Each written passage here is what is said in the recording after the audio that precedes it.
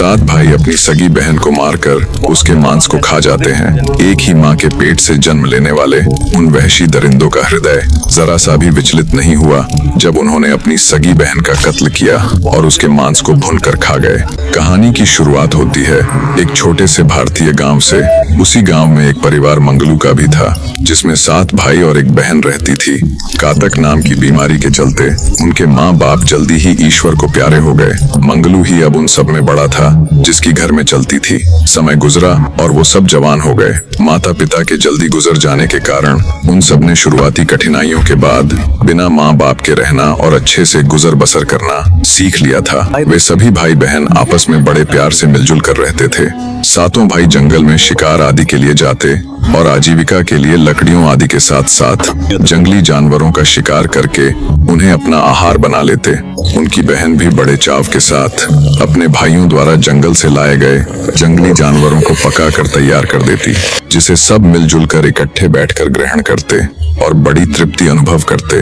सब कुछ बहुत अच्छा चल रहा था, पर फिर एक दिन वो घटना हुई जिसने उन भाइयों के अंदर छिपे दरिंदे को बाहर ला खड़ा किया। बात उस दिन की है जब 7 भाई शिकार के लिए जंगल गए हुए थे और घर में उनकी बहन उनके लिए भोजन आदि बना रही थी। ध्यान न होने के कारण कमली की एक उंगली में उस धार चाकू से कट लग गया, जिससे वो हरा साग काट रही थी। जब तक वो बेचारी खून को बहने से रोक पाती, तब तक उसका काफी सारा खून उस हरे साग के ऊपर बह चुका था। जैसे तैसे उसने एक कपड़ा अपनी उंगली पर बांध लिया और सोचा कि वो अपने भाइयों के आगे इसका जिक्र नहीं करेगी, अन्यथा वो व्यर्थ ही चिंता करेंगे। इसी उधेड़-बुन में उसने खून से सने उस हरे साग को ज्यों का त्यों उठाया और पकाकर सब्जी तैयार कर दी। कुछ ही देर बाद जब उसके 7 भाई जंगल से लौटे तो उसने आम दिनों की ही तरह अपने भाइयों को खाना परोसा और खुद भी उनके संग खाने बैठ गई। आज एक बड़ी ही अजीब बात हुई। जब भाइयों ने उस खाने को खाया तो वो उन्हें बड़ा ही स्वादिष्ट लगा। आज तक उन्होंने कितने ही जंगली जानवरों और पक्षियों आदि का शिकार कर उन्हें पकाकर खाया था, पर ऐसा स्वाद उन्हें कभी नहीं आया था। आज के भोजन में कुछ तो अलग था, जिसके कारण 7 भाई अपनी उंगलियों तक को चाट गए और अपनी बहन द्वारा बनाए गए उस भोजन की तारीफ करते नहीं थक रहे थे। अपने बनाए भोजन की इतनी तारीफ सुन उनकी बहन कमली को भी बड़ी खुशी हुई। दिन भर की दौड़ धूप से थके मांदे 7 भाई बिस्तर पर पड़ते ही नींद के आगोश में समा गए। अगली सुबह हुई और जब वो बाहर जाने से पहले फिर से भोजन ग्रहण करने के लिए बैठे तो एक बार फिर से उन्होंने रात में खाए उस साग की चर्चा छेड़ दी। सबसे बड़े वाला भाई बोला, बहना, कल तुमने जो साग बनाया था उसकी तो बात ही कुछ और थी। तभी दूसरा भाई भी बोल पड़ा, हाँ बहना, ऐसा स्वादिष्ट साग, ऐसा भोजन तो हमने अपने समस्त जीवन में कभी नहीं खाया। भाइयों से एक बार फिर श्याम के साग की तारीफ सुन बहन अंदर ही अंदर बहुत खुश हुई और मुस्कुरा कर रह गई। भोजन करके सभी भाई फिर से जंगल में अपनी आजीविका के लिए शिकार और लकड़ आदि लेने के लिए चल दिए। पता नहीं क्यों, पर अभी भी उन सब के मन में रह रहकर उस श्याम वाले भोजन के ही विचार चल रहे थे।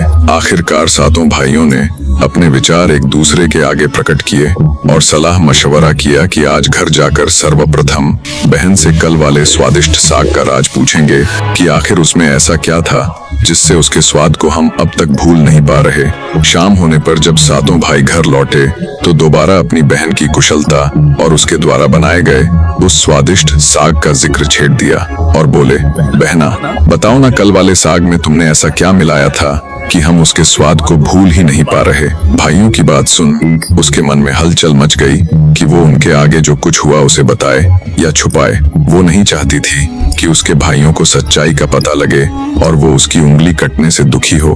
पर जब उसके बड़े भाई मंगलू ने अपनी कसम देते हुए बताने की जिद की, तब बार बार पूछे जाने और कसम देने पर न चाहते हुए भी बहन को उन्हें बताना ही पड़ा कि कल उसने साग में ऐसा कुछ भी खास नहीं मिलाया था। बस साग काटते समय उसकी उंगली में कट लग गया था, जिससे उसका काफी खून उस साग पर भी बह गया था। चिंता और उधेड़-बुन के चलते उसे ध्यान नहीं रहा और उसने बिना उस साग को साफ किए ज्यों का त्यों पका दिया। अपनी बहन की ये बात सुन उसके 6 भाइयों के अंदर का दरिंदा जाग उठा। उन्होंने सोचा, जब हमारी बहन के खून की कुछ बूंदे मिल जाने मात्र से साग इतना स्वादिष्ट बन गया, तो इसका मांस कितना स्वादिष्ट होगा। इन्हीं विचारों के साथ वो सब रात के खाने आदि से निवृत्त होकर सोने चले गए। सुबह होने पर हमेशा की तरह भोजन आदि के बाद वो जंगल चले गए, पर आज उन सबके मन में अलग ही उथल पुथल मची हुई थी। अंततः उनमें से एक भाई अपने मन की बात जुबान पर ले ही आया और बोला, भाइयों, जब हमारी बहन के खून की चंद बूंदे साग पर गिरने से वो इतना स्वादिष्ट हो गया, तो सोचो हमारी बहन का मांस कितना स्वादिष्ट होगा। उसकी बात सुन उनमें से 5 के साथ साथ बड़े भाई मंगलू ने भी हाँ में हाँ मिलाई। बोले, तुमने तो बिल्कुल हमारे मन की बात जुबान पर ला दी। हम सब भी तो कब से यही सोचे जा रहे थे। उन 7 में से सबसे छोटे वाले भाई को अपने अन्य 6 भाइयों की बात बहुत बुरी लग रही थी। उसे ये सोच सोच कर उनसे घृणा हो रही थी कि वे सब ये कैसी कैसी बातें कर रहे हैं, पर वो अकेला और सबसे छोटा होने के कारण कुछ न बोला और अपने क्रोध को पी गया। अत्यधिक चर्चा के बाद 6 भाई इस निर्णय पर पहुंचे कि वो अपनी बहन का कत्ल कर उसके मांस को पकाकर खाएंगे। उन्होंने योजना बनाई कि वो अपनी बहन को बहाने से जंगल की ओर ले आएंगे और तीरों से उस पर प्रहार कर उसकी हत्या कर देंगे और आराम से उसके मांस को पका कर खाएंगे। सबसे छोटे वाले भाई ने जब अपने बाकी बड़े भाइयों के मुख से ये बात सुनी तो उसका हृदय तिलमिला उठा। वो कैसे भी करके अपनी बहन को अपने ही दरिंदे बन चुके भाइयों से बचाना चाहता था, पर 6 एक तरफ थे और वो अकेला एक तरफ। उसमें खुलकर विरोध करने की भी हिम्मत नहीं थी, क्योंकि जो दरिंदे भाई अपनी सगी बहन को मारकर उसे खाने का घिनौना षड्यंत्र बना सकते हैं, वो भला उसकी क्या ही मानेंगे। उल्टा उसी के जान पर बनाई तो वो क्या करेगा। यही सोचकर वो अपने बड़े भाइयों के आगे कुछ न कह सका। योजना अनुसार अगले दिन उन सब में बड़े वाले भाई मंगलू ने अपनी बहन से बड़े ही प्यार से कहा, बहना, तुम कितनी बड़ी हो गई हो। दिन भर की व्यस्तता के कारण मुझे ये भी ध्यान नहीं रहा कि अब कोई अच्छा सा लड़का देखकर तुम्हारी शादी कर देनी चाहिए। बस कल ही मुझे स्मरण हुआ तो मैंने तुम्हारे लिए फलां फलां गांव में एक बड़ा ही सुंदर नवयुवक देखा है। आज उसी को देखने के लिए हम सब उनके गांव जाएंगे। अब चूंकि जीवन तो तुम्हें ही गुजारना है उसके साथ, तो क्यों ना तुम भी हमारे साथ चलो और उस लड़के के साथ साथ उनके घर आदि को भी देख लेना। अपने बड़े भाई के मुख से अपने विवाह की बात सुन कमली शर्मा गई। आखिर थी तो वो भी एक युवा स्त्री ही। उसके भी अरमान थे कि कोई सुंदर नवयुवक उसका हमसफर बने, जिसके साथ वो खुशी से अपना जीवन बिताए। बड़े भाई के मुख से विवाह की बात सुन उसे अंदर ही अंदर बड़ी खुशी हुई। वो विचारों में खोई ही हुई थी कि मंगलू फिर से बोल पड़ा, जल्दी से तैयार हो जाओ बहना, हम अभी उसको देखने चलेंगे। कुछ देर बाद 7 भाई अपनी बहन के साथ घर से निकल पड़ते हैं। जब वे जंगल से गुजर रहे थे तब उनकी बहन ने पूछा, भाई और कितना दूर है? मंगलू ने एक ऊंचे टीले की तरफ इशारा करते हुए अपनी बहन से कहा, बहन तुम उस टीले के ऊपर चढ़ जाओ, वहाँ से तुम्हारी होने वाली ससुराल का गांव साफ दिखलाई पड़ता है। अपने भाइयों के इरादों से बिल्कुल बेखबर कमली को जैसा कहा उसने वैसा ही किया। जब वो ऊंचे टीले पर चढ़कर देखने लगी तभी उनमें से कुछ भाइयों ने उसे टीले के साथ लगते पेड़ से बांध दिया। ये देख उसकी बहन का हृदय विचलित होने लगा। वो घबराती हुई बोली, भाई ये तुम क्या कर रहे हो? तुम मुझे बांध क्यों रहे हो? तब बड़े भाई मंगलू ने घिनौनी हंसी हंसते हुए कहा, माफ करना बहना, जब तुम्हारे थोड़े से खून से ही साग इतना स्वादिष्ट बन सकता है तो तुम्हारे मांस का स्वाद कैसा होगा। बड़े भाई के मुख से ये बात सुन कमली के पैरों नीचे से धरती निकल गई। पल भर में ही उसे सारा माजरा समझ आ गया कि उसके विवाह की बातें तो सिर्फ एक जाल था, उसके पीछे का असल इरादा तो ये था। मारे घबराहट के वो थर थर कांपती हुई बोली, ये तुम सब क्या कर रहे हो? क्या तुम भूल गए कि मैं तुम्हारी सगी बहन हूँ? अरे जालिमो, उस ऊपर वाले से तो डरो। पर उन दरिंदे बन चुके भाइयों पर अपनी बहन की बातों का कोई असर ना हुआ। छोटा भाई भी ये सब देखकर विचलित हो रहा था, पर उन 6 के आगे बोलने की, उनका विरोध करने की उसके अंदर हिम्मत नहीं थी। अपने भाइयों के चेहरे पर दरिंदगी देख कमली को समझ आ गया कि उसके दरिंदे बन चुके भाई आज उसे छोड़ने वाले नहीं हैं। वो बेचारी भगवान से प्रार्थना करने लगी, हे ऊपर वाले, अब तो केवल तुम ही हो जो मुझे मेरे इन हैवान बन चुके भाइयों से बचा सकते हो। वो आंखें बंद कर कांपती थरथराती आवाज में एक सांस भगवान के आगे अपनी सुरक्षा की दुहाई कर रही थी। बड़े भाई ने अपने दूसरे भाइयों को इशारा किया कि कि वो तीर कमान से बहन के ऊपर निशाना लगाए। आदेश पाकर मंझले भाई ने जब अपनी बहन पर निशाना साधते हुए तीर चलाया तो उसका तीर बिना उसकी बहन को स्पर्श किए बराबर से निकल गया। इस प्रकार बड़े और छोटे भाई को छोड़कर अन्य ने भी निशाना साधा, पर उन सब का तीर भी उनकी बहन के बराबर से निकल गया। ये देखकर बड़ा भाई झुंझला उठा, हटो सब, तुम एक निशाना तक नहीं लगा पा रहे। जब उसने निशाना साध कर तीर चलाया तो उसका तीर भी अन्य भाइयों की ही तरह बहन को स्पर्श किए बिना काफी दूर से निकल गया। बड़ा भाई हैरान था कि इतना अचूक निशाना होते हुए भी आज उसका तीर चूक कैसे गया। अब उसने सबसे छोटे वाले भाई को तीर चलाने का हुक्म दिया, पर छोटे भाई ने ऐसा करने से मना कर दिया। तब बड़ा भाई बोला, हम शुरू से ही तुम्हें देखते आ रहे हैं, तुम हमारे इस कृत्य से जरा भी खुश नहीं लग रहे। अगर तुम निशाना नहीं साधोगे अथवा तुम्हारा तीर बहन को नहीं लगा तो हम तुम्हें भी इसके साथ ही मार देंगे। बहन ने जब अपने प्रति छोटे भाई की सहानुभूति देखी तो उसने ईश्वर से मन ही मन प्रार्थना की, हे ईश्वर, मुझे तो आज मरना ही है। मुझे तो मेरे दुष्ट भाई किसी भी हाल में छोड़ने वाले नहीं है, पर मैं नहीं चाहती कि मेरे साथ साथ मेरा छोटा भाई इन दरिंदों के क्रोध का शिकार बने। उसने प्रार्थना की कि हे भगवान, इसका तीर सही निशाने पर लग जाए। बड़े भाइयों के डर से छोटा भाई आगे आया और अपने कांपते हाथों से न चाहते हुए भी आंखें बंद करके तीर अपनी बहन की तरफ छोड़ दिया। उसका तीर सीधा उसकी बहन की छाती को भेदते हुए आर पार हो गया और कुछ क्षणों में ही उसकी बहन के प्राण पखेरु उड़ गए। दुष्ट भाइयों ने अपनी बहन के शव को उतारा और उसे घर ले गए। घर जाकर बिना किसी हिचकिचाहट, बिना किसी दया रहम के अपनी सगी बहन की बोटी बोटी अलग कर दी। बड़े भाई ने छोटे को आदेश दिया कि वो जंगल से पानी आदि भर लाए। उसके बाद वो अपनी बहन के मांस को पका कर खाएंगे। भारी हृदय से आंखों में आंसू लिए मन ही मन अपनी बहन और ईश्वर से उसे माफ करने की दुहाई करता हुआ वो नदी किनारे पहुंच गया। वहां पहुंचकर उसने पानी के साथ साथ कुछ केकड़े आदि भी पकड़ लिए और घर आ गया। जब भाइयों ने मांस को पकाने के लिए चूल्हे पर रख दिया तो छोटे वाले ने चुपके से मौका देख वे केकड़े आदि चूल्हे में डाल दिए। कुछ देर में जब मांस पककर तैयार हुआ तो केले के पत्तों पर सभी को उसे सर्व किया गया। छोटे वाले भाई ने अपने बैठने के स्थान पर एक गड्ढा खोद लिया था। वो किसी भी हालत में अपनी बहन के मांस को नहीं खाना चाहता था। जब उसे मांस सर्व किया तो उसने चुपके से उसे उस गड्ढे में दबा दिया और नदी से लाए केकड़े आदि खाने लगा, ताकि अन्य भाइयों को लगे कि वो भी उनके साथ खा रहा है, अन्यथा वे उसे गाली देंगे, उसके साथ मारपीट करेंगे। छहों भाइयों ने बड़े चटकारे लेकर उस मांस को खाया और आपस में बतियाने लगे। आज जैसी तृप्ति तो पहले कभी नहीं हुई। उन दरिंदों के मन में अपने किए का जरा सा भी पछतावा नहीं था। समय गुजरने लगा। जहाँ छोटे भाई ने उन मांस के टुकड़ों को डाला था वहाँ बांस के पौधों का एक झुरमुट सा बन गया, जहाँ कई बांस एक साथ खड़े थे। कुछ सालों बाद एक संत वहाँ से गुजर रहा था। जब उसने बांस के पेड़ों के झुरमुट को देखा तो उनकी आड़ में मूत्र विसर्जन के लिए रुक गया, पर वो जैसे ही उस बांसों के झुरमुट के अंदर गया तो उसे तेज तेज आवाजें आने लगी। हे संत, इस स्थान को अपवित्र मत कर। बार बार आती उस आवाज से साधु झिझक कर वहां से हट गया। उसने विचार किया कि अवश्य ही ये बांस के पेड़ अन्य पेड़ों से अलग है, इनमें कुछ तो बात जरूर है। ऐसा सोच साधु ने उन बांस के पेड़ों से एक बांस को तोड़कर अपने साथ रख लिया और वहां से चला गया। उसने उस तोड़े हुए बांस के पौधे से एक बांसुरी तैयार करवा ली।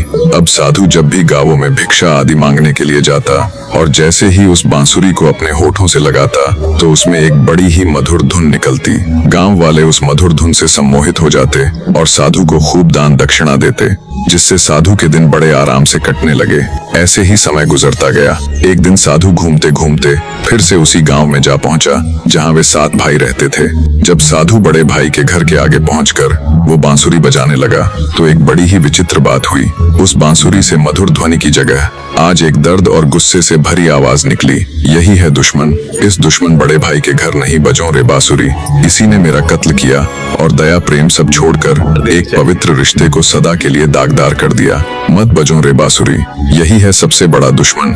इसी के कहने पर सब हुआ। जब बार बार बांसुरी से ये शब्द निकले तो अंदर मौजूद बड़े भाई के पसीने छूट गए। अपनी पोल पट्टी खुल जाने के भय से वो अपनी पत्नी से बोला, जल्दी से इस साधु को भिक्षा देकर यहाँ से रवाना करो। पति के इस व्यवहार को देख उसकी पत्नी हैरान थी। उसने कहे अनुसार जल्दी से साधु को भिक्षा देकर विदा कर दिया। ऐसे ही साधु बाबा जब एक एक करके अन्य भाइयों के घर के आगे गया और जैसे ही बांसुरी को होठों से लगाया तो बांसुरी फिर से वही सब दोहराती, मत बजो रे बांसुरी, यही है मेरे कातिल। बांसुरी से निकले शब्द सुनकर अन्य भाइयों के पसीने भी छूट गए और जल्दी से साधु को भिक्षा दिलवाकर वहां से रवाना किया। अंत में जब साधु छोटे भाई के दर पर पहुंचा और उसने बांसुरी को अपने होठों से लगाया तो बड़ी ही प्यार भरी आवाज आई, खूब बाजों रे बांसुरी। मेरे छोटे भाई के घर माँ इकलौता यही तो था जिसके अंदर दया, धर्म और मेरे प्रति रहम की भावना थी। इसके बाद बांसुरी से बड़ी ही मधुर धुन बजने लगी। साधु इस सारे वाक्य से बहुत हैरान था। सब कुछ उसके सिर के ऊपर से जा रहा था। वो हैरान था कि हमेशा मधुर धुन निकालने वाली उसकी इस चमत्कारी बांसुरी को आज ये क्या हो गया है। बांसुरी की आवाज सुनकर छोटा भाई भी दरवाजे पर आया। सातों में एकमात्र वही था जिसने अभी तक शादी नहीं की थी। उसने बड़े ही आदर सम्मान के साथ साधु को अपने घर के अंदर बुलाया और उसे अच्छे से जलपान आदि के बाद भोजन भी करवाया। बातों बातों में साधु ने आज बांसुरी से आई उन आवाजों का जिक्र छोटे भाई के आगे कर दिया। साधु की बात सुनते ही छोटे भाई के कान खड़े हो गए। उसने साधु से विनती की कि हे साधु महाराज, कृपया आप मुझे इस बांसुरी के बारे में शुरू से लेकर आखिर तक विस्तार से बताएं। ये घटना तब से शुरू हुई जब मैं एक गांव से गुजर रहा था। तब साधु ने उन बांस के पेड़ों से आई उस आवाज से लेकर बांस को तोड़कर उसे बांसुरी बनवाने तक और आज घटित हुए वाक्य को भी छोटे भाई के सामने कह सुनाया। साधु के मुख से पूरी बात सुन छोटे भाई को सारा माजरा समझते देर ना लगी कि हो ना हो ये सब उसकी बहन की ही करामात है और वो आज भी कहीं ना कहीं इस बांसुरी के जरिए जिंदा है। जब उसने साधु से उसे वो बांसुरी देने का आग्रह किया तो साधु ने बिना किसी आपत्ति के वो बांसुरी उसे सौंप दी। छोटा भाई बांसुरी को बड़े प्रेम पूर्वक अपने पास रखता और सुबह शाम किसी मूर्ति की भांति उसके आगे धूप बत्ती करता। जब वो काम से बाहर जाता और वापस आता तो उसे एक बड़ी ही विचित्र घटना देखने को मिलती। उसका पूरा घर साफ सुथरा, पूरे सलीके से सजा हुआ होने के साथ साथ उसे भोजन आदि भी तैयार मिलता। ये देख उसे बड़ी हैरानी होती, पर फिर सोचा कि हो सकता है उसकी भाभियों में से किसी ने ये सब किया होगा।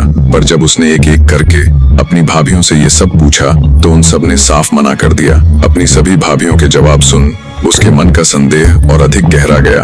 उसने निश्चय किया कि वो पता लगा कर रहेगा इसके पीछे कौन है। एक दिन वो काम पर नहीं गया और छिपकर वही एक कोने में बैठ गया और दम साधे एक टक उस बांसुरी को देखने लगा। कुछ देर बाद ही उस बांसुरी से उसकी बहन जैसी दिखने वाली एक हवा रूपी आकृति निकली और उसी ने वो सारा काम किया, जिसके बाद वो आकृति दोबारा उसी बांसुरी में घुस गई। अब छोटे भाई को ये पूर्ण रूप से यकीन हो चुका था कि आज भी उसकी बहन कहीं ना कहीं इस बांसुरी के जरिए जीवित है। उसने हाथ जोड़कर उस बांसुरी के आगे विनती की, हे बहना, मैं जान चुका हूँ कि तुम अब भी इस बांसुरी के जरिए जीवित हो। क्या ऐसा कोई भी रास्ता नहीं कि मैं तुम्हें फिर से जीवित कर सकूं और तुम फिर से अपने मनुष्य शरीर में लौट आओ। जब बार बार हर रोज वो उस बांसुरी के आगे यही बात दोहराता गया, तब एक दिन उसकी बहन उसके स्वप्न में आई और उससे कहा, भाई, अगर तुम यही चाहते हो कि मैं फिर से अपने मनुष्य शरीर में लौट आऊं, तो जब मैं इस बांसुरी से बाहर निकलूं, तब तुम इस बांसुरी को हमेशा के लिए नष्ट करते हुए मेरे ऊपर गंगा जल छिड़क देना। मैं अपने वास्तविक रूप में आ जाऊंगी। छोटा भाई जब सुबह उठा तो वो हैरान था, पर उसे पूरा यकीन था कि उसकी बहन अब फिर से जिंदा हो जाएगी। उसने जल्दी से गंगा जल आदि का प्रबंध किया और उस बांसुरी से अपनी बहन की आकृति के निकलने का बेसब्री से इंतजार करने लगा। कुछ देर बाद जब बांसुरी से वो आकृति निकली तो जैसा उसकी बहन ने सपने में बताया था उसने वैसा ही किया। उस बांसुरी को नष्ट करते हुए उस दिव्य आकृति के ऊपर गंगा जल छिड़क दिया। कुछ ही पलों में वो आकृति मनुष्य शरीर में बदल गई और उसकी बहन उसके आगे बिल्कुल जीती जागती जिंदा और सही सलामत खड़ी थी। उसने कसकर अपनी बहन को गले लगा लिया। आज छोटे भाई के ऊपर बरसों से लदा पश्चाताप का बोझ उतर गया था। उसने अपनी बहन के आगे प्रार्थना की, अब हमें नगर राजा के पास जाकर तुम्हारे साथ घटित हुई पूरी घटना बता देनी चाहिए, जिससे उन दुष्ट दरिंदों को सबक मिल सके।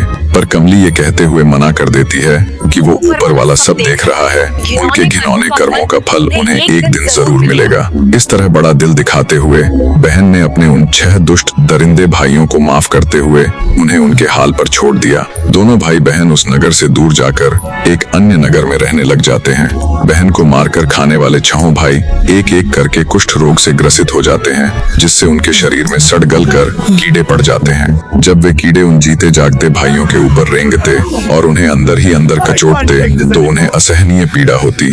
उनके दर्दनाक रुदन से पूरा घर दहल उठता। वो सुबह श्याम भगवान के आगे एक ही प्रार्थना करते कि हे ईश्वर, हमें जल्दी से मृत्यु दे दे, पर कर्मों का फल कहो या कुछ और, उन दुष्टों को लंबे समय तक मृत्यु भी नसीब ना हुई। दूसरी तरफ छोटा भाई एक योग्य लड़का देख उसके साथ अपनी बहन की शादी करवा देता है। इस प्रकार कमली ने खुशी के साथ अपना जीवन व्यतीत किया। फिर उसे जीवन में कभी किसी कठिनाई का सामना नहीं करना पड़ा। इस कहानी में निष्कर्ष देने की इतनी खास आवश्यकता नहीं है।